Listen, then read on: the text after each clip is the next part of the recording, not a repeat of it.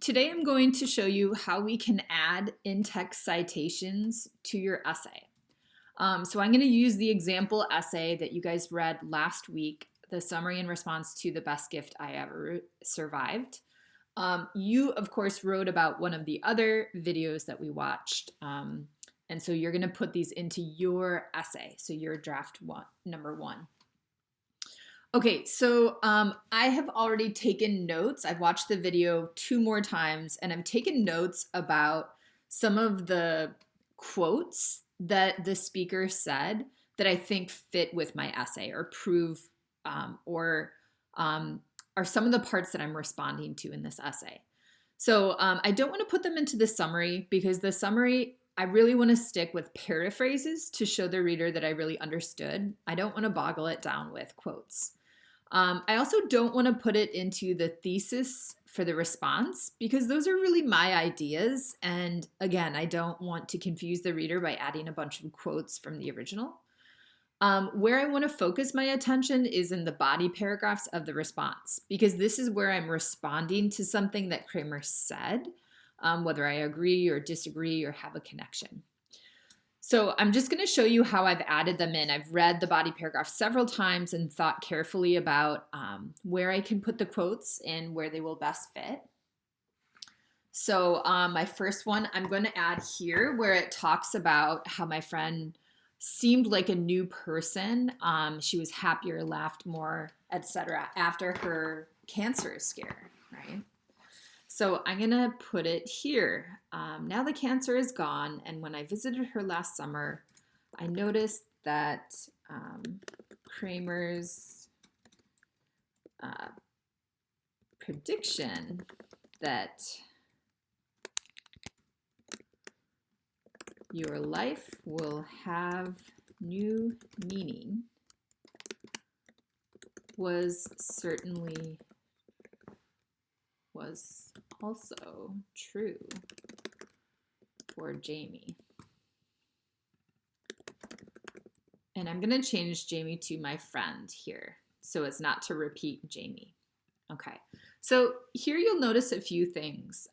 First of all, I've changed my sentence completely. It used to say, I noticed that Jamie seemed like a new person, but I've added this in the middle to introduce or remind the reader about what Kramer's prediction was, and all the sentences that follow support this idea that your life will have new meaning, right? She seemed like a new person. She was happier, laughed more, worried less. She changed her job.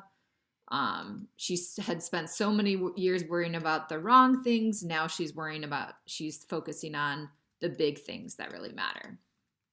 So again, all these sentences support that quote, and so that's why it's a good idea to start with a quote and then use sentences that support after that quote. The other thing I want to mention is I use a noun clause here. I noticed that, right? And then subject and verb, right?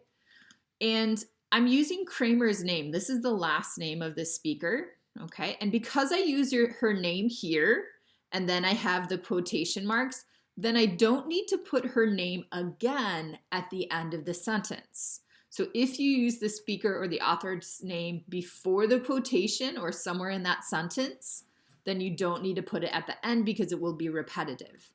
In a little bit, I'll show you how you can delete the author's name and then you will put that at the end. The last thing I want to show you is that everything that is inside of the quotations is a direct quote. These are the exact words that Kramer used. I cannot change your to my. I cannot change your to her or Jamie's because this is actually what she said, right? If I want to change this to her, I would put it outside of the quotation mark. So if you want to change anything, you have to make sure that it is not inside of these 2 quotation marks, okay? I actually like it better the other way. I think her direct quote fits really well, so I'm going to leave it like this, okay? So that's the first thing I changed. Now, the second thing I changed is going to be, or that I will change, is going to be in the second body paragraph. So I found another place that I think would be a great addition to a quote. Okay, so in this one it says, but what happens when the ending is not a happy one? Watching Kramer's TED Talk a second and third time made me think a bit more critically about her message that we should look for the gifts in our negative experiences. Now I'm going to add a direct quote from Kramer that says exactly what she said, right? So here I paraphrased it, but here I'm going to say exactly what she said. So the next time you're faced with something that's unexpected, unwanted, and uncertain, consider that it just may be a gift. Okay, so this is the direct quote. Again, everything here is exactly what Kramer said, okay? But you'll notice in this one, I don't mention that these are Kramer's words. So instead, I'm going to put this after the quotation marks. I'm going to put her last name, Kramer. It's not a book, so we don't need to put the page number. So we're just going to say the speaker's last name. And then I'm going to put a period after to show that this is the end of the sentence. Because I have a period after the citation, then this one is going to become a comma. Now, this is true even if the original actually was a period. We can still have the right to change that to a comma because we need to show the reader that the sentence actually ends here and that this citation is part of this sentence, okay? So again, this one differs very much from our first one where I put the author's name or the speaker's name here. I don't put a citation at the end because we already know the citation. And then here, because I don't have the author or speaker's name, I put a citation. Notice that it is within these quotation marks. These parentheses. Sorry, completely forgot that word. Notice that it's within the parentheses, okay?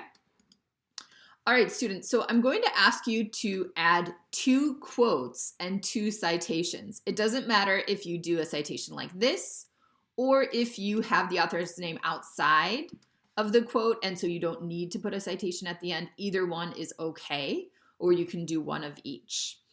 The last thing I want to show you is that sometimes it's difficult to understand exactly what the writer or the speaker is saying, especially in a video. So what I'm going to do is show you how you can get a transcript for your video. So this is my TED Talk here. The best gift I ever received. And if I play it, whoops. Oh, of course we have an advertisement when I'm making a video. Okay. I'm just going to skip that. Do you notice that here I have the subtitles? Sometimes when you're watching a movie in another language, you can put the subtitles on. Well, the same is true here, okay? If you go here to this kind of like quote box, it looks like someone's talking, like in a comic book. You can put subtitles in English, Spanish, French, Italian. Even though these might help you if these are one of your languages, I recommend that you put English because you're going to say the exact quote in English, right? So you can click that and you can turn it on or off down here, okay? The other thing that's very useful is down here underneath the video, they have transcript. So you can click on transcript and again, you can change the language, but for this we'll want English. And you'll see as it goes through. Envision what it looks like all wrapped up. Before I show you what.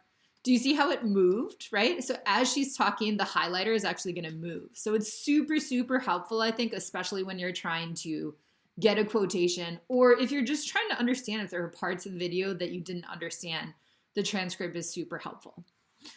Okay, students, so I hope that helps. If you have any questions, I'm going to post this with the highlighted changes. I'm going to post that in our module so you can look for that. And if you have any questions, please feel free to reach out to me as always.